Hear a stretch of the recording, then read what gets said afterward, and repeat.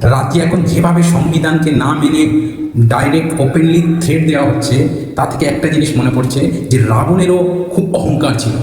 রাবণ একটা বরদান পেয়েছিল, সে জানে যে আমার পতন কেউ ঘটাতে পারবে না। সে জানতো যে আমি তো অমর।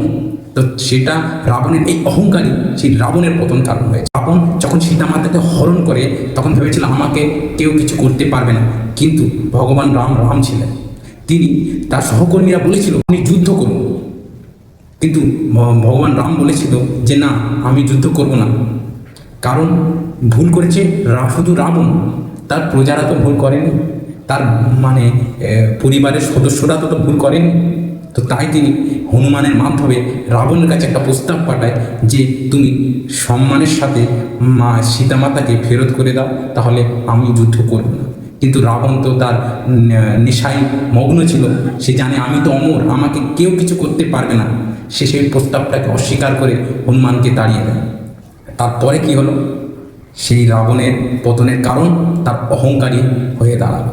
সেই যুদ্ধতে রাবণ পরাজিত হলো। এর থেকে এটাই বোঝা যায় যে কোনো জিনিস চিরস্থায়ী নয়, আর কোনো অহংকার চিরস্থায়ী নয়, মানুষের পতনের কারণ হয়। আর আমার মুসলমান ভাইদের কাছে একটাই অনুরোধ করব, যেসব কন্টেন্ট ক্রিয়েটাররা এই ধরনের উস্কানিমূলক ভিডিও করে তাদেরকে বয়কট করো। তাদের ভিডিও তোমরা দেখো না, তাদের ভিডিওতে কোনো রকমের প্রতিক্রিয়া দিও না। তোমাদের উদ্দেশ্যে যেসব উত্তেজিত এভাবে এখন ভিডিও তোমরা অনেক দেখতে পাও, এসব ভিডিও দেখে উত্তেজিত হয়ে যদি কোনো ভুল করে থাকো, কোনো পোস্টে গিয়ে কোনো কমেন্টের মাধ্যমে হোক বা ব্যক্তিগত অ্যাটাকের মাধ্যমে হোক, যদি তোমরা কোনো ভুল করে থাকো, তো তোমাদের সেই ভুলটাকে ধরে আবার মানুষকে বিভ্রান্ত করবে যে দেখো এরা এরকম এই ধরনের এই তার। তো তোমরা যেদিন থেকে এদের ভিডিওতে প্রতিক্রিয়া দেওয়া বন্ধ করে দেবে, সেই দিন থেকে এদের ভিডিও ভাইরালও হবে না, মানুষ দেখবে না।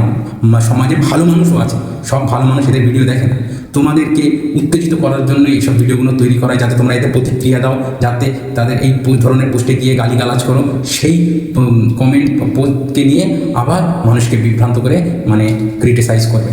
তো তোমাদের বলছি, তোমরা এই ধরনের কন্টেন্ট ক্রিয়েটারদের বয়কট করো, এদের ভিডিও থেকে নিজেদের দূরে রাখো। ভালো জিনিস দেখো, ভালো থাকবে, খারাপ দেখলে মাথা গরম হবে। যদি তোমার মনে হয় যে না ভুল বলছে, তার বিরুদ্ধে তুমি তথ্য দিয়ে সঠিকভাবে কাউন্টার করো, কিন্তু উল্টোপাল্টা মন্তব্য করে তাদের পোস্টকে নিয়ে আজে বাজে ঘের করে নিজেদের আরও ক্রিটিসাইজ করো না। এতে দেখেন সেই পোস্টগুলোকে নিয়ে এরা আবার তোমাদেরই ক্রিটিসাইজ করবে আর তোমাদেরই হাইলাইট করবে বেশি। তো এইসব কন্টেন্ট ক্রিয়েটারদের বয়কট করো, দেখবে সব ঠিক হয়ে যাবে।